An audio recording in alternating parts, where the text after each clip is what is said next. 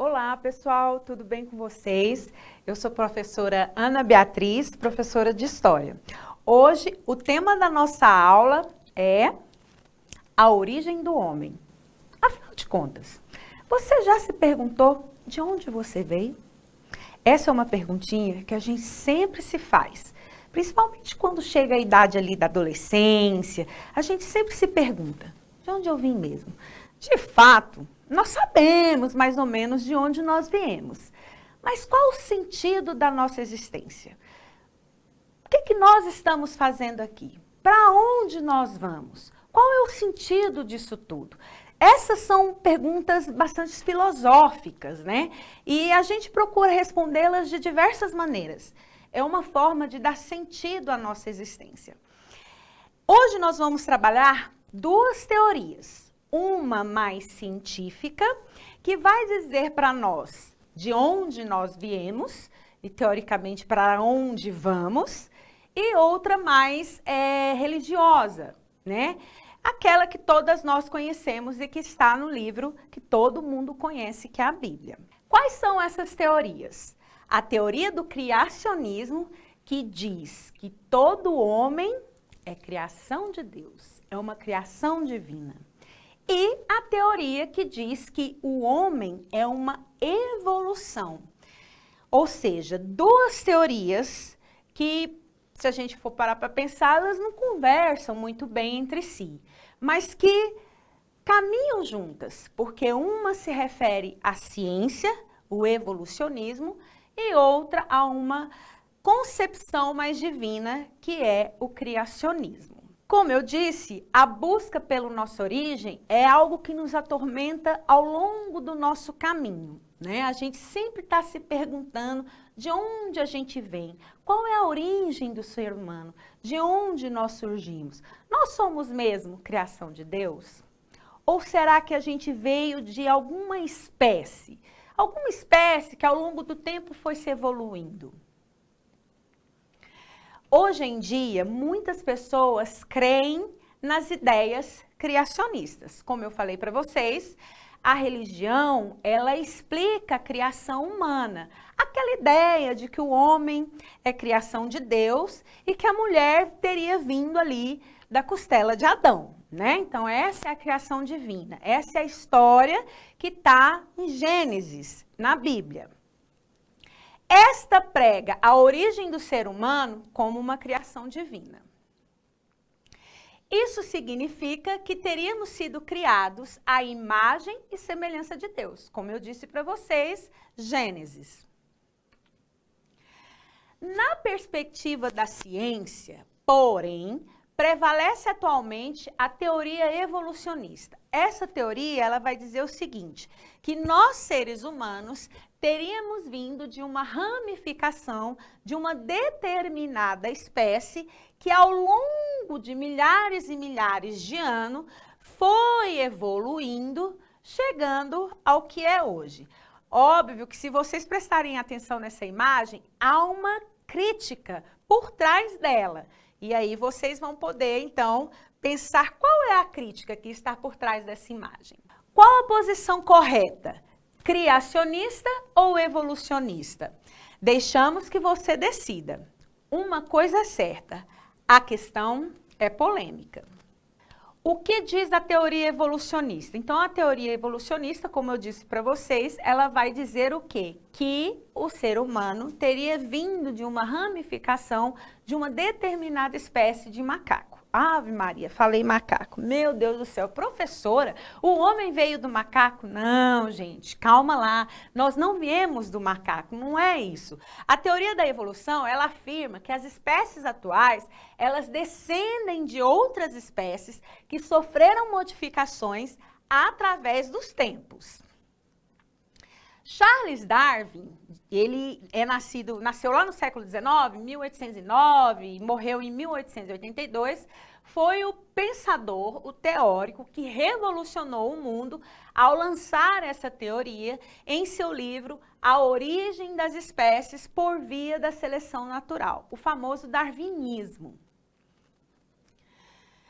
Segundo ele, a partir das suas viagens, né, ele fez uma viagem muito longa, que durou 5 anos, né, em torno do mundo durante o século XIX, e por meio dessas observações, ele pôde constatar que plantas e animais, principalmente ali em regiões de arquipélagos, né, de Galápagos, na região do Equador, onde ele visitou, ele concluiu que tanto essas plantas quanto esses animais, eles evoluíam, né, a partir da diversidade desses seres, tendo como base a chamada seleção natural. O que é a seleção natural? A seleção natural é a ideia do mais forte sobre o mais fraco, correto? Então, aqui nós temos uma chargezinha que eu coloquei para vocês, que vai fazer aí uma contraposição, né? O criacionismo versus o evolucionismo. Então, nós temos 2 personagens, né? Aqui eu acho que vocês já identificam logo que aqui nós temos Darwin e aqui Deus, né? Ambos criando aí suas teorias sobre essa origem do ser humano. Eu vou ler essa charge com vocês. Então, tudo se originou de um único ancestral comum. Isso vale para aves, para mamíferos, répteis. Eu já te falei sobre os dinossauros? Aí aparece quem? Deus. Opa! O que você está falando? Ele é apenas uma criança. Vai brincar, vai e manda o planeta Terra brincar, né? Ou seja, é ele que criou tudo. Então, ele que está comandando a história aí da criação do mundo. Para de botar meus amigos contra mim. Aí vai lá para uma espéciezinha pequena. Ele sempre foi assim, né? Então é uma discussão que, de fato, não dá para você falar quem está falando a verdade ou quem não está. A questão é que são indagações que percorrem a nossa existência ao longo da nossa vida, né? E que a gente procura, então, respondê-las de modo que isso traga sentido para as nossas existências. Mais uma chargezinha. O evolucionismo prega o transformismo, explica a grande diversidade de formas de vida e rejeita o fixismo. Aquela ideia segundo a qual o número de espécies é fixo e que elas não sofrem modificações, isto é, sempre surgem novas espécies. Darwin vai dizer que não, que há um processo evolucionário e que essas espécies elas vão sofrendo modificações ao longo do tempo. A lei da seleção natural, a ideia do mais forte sobre o mais fraco. Ou seja, sempre sobrevive aquelas espécies que melhor se adaptam às mudanças do ambiente. O homem, afinal de contas, descende do macaco? Para a ciência, o ser humano e outros primatas, conhecidos como pongídeos, que aí vocês vão perceber que são vários, tá? Chimpanzés, gorilas e orangotangos. Eles têm um ancestral comum. Na verdade, essa ideia, que é uma ideia equivocada de que nós viemos do macaco, coloca o homem como descendente, né? Surgiu como forma de desmerecer a teoria evolucionista, a teoria de Darwin. Embora sejamos semelhantes em muitos aspectos, saliente-se que os pongídeos, os chimpanzés, os gorilas e os orangotangos, eles não apresentam habilidades do ser humano, como escrever, trabalhar, tocar instrumento, ou seja, ter um pensamento racional. Essa diferença fundamental é atribuída ao cérebro humano, que acabei de dizer, bastante desenvolvido com capacidade de raciocínio, ou seja, de pensar. Pensamentos abstratos, fazendo uso da linguagem e transmitir conhecimentos aos outros. Agora nós vamos falar um pouquinho dessa evolução desse homem, tá? Primeiro eu estou trazendo aqui o Homo sapiens sapiens, mas aqui nós temos como foi se dando essa evolução. O Homo sapiens sapiens, considerando que a espécie humana se desenvolveu de outros seres, quais os ancestrais dos seres humanos? Os principais hominídeos na ordem de evolução seriam Australopithecus, Homo habilis, então o primeiro deles, pessoal, é o Australopithecus. É os primeiros hominídeos que surgiram há mais ou menos 2 milhões de anos atrás, tá? O Homo habilis, o próprio nome já diz, habilis, ou seja, aquele homem que traz uma habilidade específica. Transforme a sua realidade. Então, ele sai de uma realidade em que ele praticamente não se locomovia e tinha medo de tudo, para entrar numa realidade em que ele passa a controlar o seu ambiente. Então, essa descoberta, essa virada de chave, que é a descoberta do fogo, vai fazer com que esses grupos humanos também desenvolvam uma determinada habilidade. Então, a descoberta do fogo, ela é um marco temporal que faz com que esses primeiros hominídeos passem por uma evolução. Então, muda essa habilidade. Esse homem que antes tinha medo dos animais, ele passa a não ter medo mais. Por quê? Porque ele controla o fogo. E com o controle do fogo, ele afugenta os animais, ele ilumina o seu ambiente e ele passa a controlar o frio. Ou seja, ele não vai sentir tanto frio, tá? Então, esse Homo habilis é esse homem, então, que adquire uma habilidade que vai diferenciá-lo do Australopithecus. O Australopithecus é aquele homem que andava encurvado, com as mãos bem baixas, né? Eles praticamente não se levantavam, então eles não tinham como comer frutas, alcançar as árvores no alto.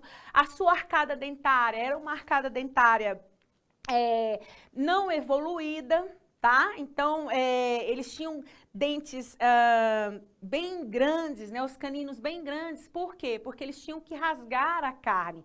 Os primeiros hominídeos, eles se alimentavam de carnes cruas, né? De restos, principalmente, porque eles também não tinham materiais de cortes. Então, veja bem, a descoberta do fogo, ela vai mudar esse processo, porque com fogo ele passa a fazer o quê? O famoso churrasquinho, aquele churrasquinho que você faz todo fim de semana aí na sua casa com a sua família. Então, até isso é um processo de evolução, porque o homem, ele não vai precisar mais dos seus caninos para rasgar aquela carne. Então, esse processo evolucionário vai fazer com que ele desenvolva determinadas habilidades. Com essas habilidades desenvolvidas, o homem, então, ele começa a se erguer. Ou seja, ele não anda mais encurvado e nem com os braços aí embaixo, né, se arrastando. Por isso que a teoria, ela foi desacreditada nesse sentido, a teoria da evolução. Por quê? Porque identificava-se esse movimento como sendo um movimento do macaco, né? E não é isso que a teoria quer dizer. Então, do Homo habilis, você passa a ter o Homem erectus, aquele homem que consegue andar de forma reta, tem o controle sobre o espaço, né? Então, ele passa a controlar os animais, passa a controlar o frio, passa a cuidar daquele grupo de humanos a qual ele faz parte. Do Homo erectus, você tem o Homo sapiens neanderthalensis. Esse aqui já desenvolve mais instrumentos de corte, né? Ele vai lapidar o osso dos animais, né? Porque quando ele lapida aquele osso ele corta. Então, se ele corta, ele tem como fazer armas para se proteger. Tá bom? Então, esse Homo sapiens neanderthalensis é aquele homem que vai ter a habilidade, o conhecimento do manuseio dos materiais, desenvolver instrumentos de trabalho e também fazer um processo de ocupação do território. Ou seja, ele sai daquela região e começa a conquistar os continentes, a andar pelos continentes. E por último, nós temos o Homo sapiens sapiens, que é a nossa espécie hoje. O Homo sapiens sapiens, o que é sapiens? É sabedoria, vem de sabedoria. Então, o homem dotado de saber, tá bom? Que chegou ao que nós estamos aqui hoje, né? Com tecnologia, tecnologia avançada e que vem avançando cada vez mais. Aqui nós temos uma outra chargezinha mostrando o método científico e o método criacionista. Lembrando que o método científico, qual é a teoria? A teoria da evolução, tá? Aqui ele coloca assim, na teoria, no método científico, os fatos estão dados. Ó, aqui está o fato. quais conclusões podemos chegar? Ou seja, é por meio da observação que eu vou chegar à minha conclusão. É por meio da observação daquilo que acontece que eu vou tirar as conclusões. No método criacionista é o contrário. Primeiro você tem a conclusão. Aqui está a conclusão. Quais são os fatos que vão corroborar, ou seja, que vão respaldar essa minha conclusão? Ou seja, os fatos, eles não têm importância. Por quê? Porque tudo é criação divina. Aqui, fazendo um resumão, tá bom? De criacionismo versus evolucionismo. Então, de um lado aqui nós temos o criacionismo e do outro lado nós temos o evolucionismo. Bem resumidinho para vocês pegarem a ideia. E agora nós vamos para as atividades. Pode-se dizer que o criacionismo caracteriza-se pela defesa do seguinte argumento. A. Todas as espécies de seres vivos existentes evoluíram ao longo do tempo, seguindo as leis de seleção natural. B.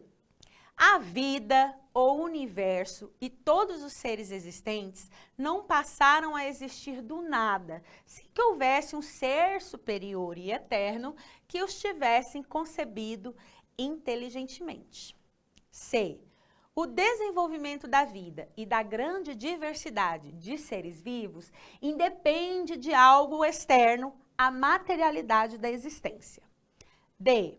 Nenhum ser vivo pode ser tido como membro de uma espécie independentemente das leis da seleção natural. E D. Richard Dawkins, zoólogo britânico, contribuiu atualmente para o endosso do criacionismo, haja vista que acredita na existência de uma lógica sobrenatural no curso da vida na Terra. Alguns criacionistas acreditam que a evolução das espécies, tal como desenvolvida por Charles Darwin, não é necessariamente um empecilho à ideia de que o mundo e os seres vivos tenham sido criados por Deus. Eu falei disso.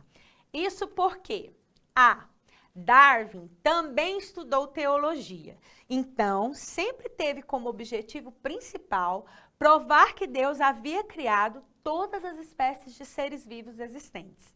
B. Religião e ciência são inconciliáveis, então os pressupostos científicos não precisam ser estudados e compreendidos pelos religiosos. Será? C. A doutrina da criação não ignora postulados científicos prováveis, apenas rejeita doutrinas ideológicas e filosóficas como o materialismo e o ateísmo. D. Darwin concebeu a teoria da evolução das espécies por meio de uma revelação divina. E letra E, nenhuma das alternativas. Quando falamos em evolução, referimos-nos às mudanças que os organismos sofrem através do tempo. Diversos pesquisadores tiveram ideias evolucionistas. Outros, no entanto, acreditavam que organismos eram imutáveis, ou seja, que não sofriam mudanças, tá? Todos os nomes abaixo se referem a evolucionistas, exceto, ou seja, um desses nomes não é um evolucionista. Letra A, Lamarck. Letra B, Darwin. Letra C, Wallace. E letra D, Aristóteles. E por hoje é só. Muito obrigada pela atenção de vocês.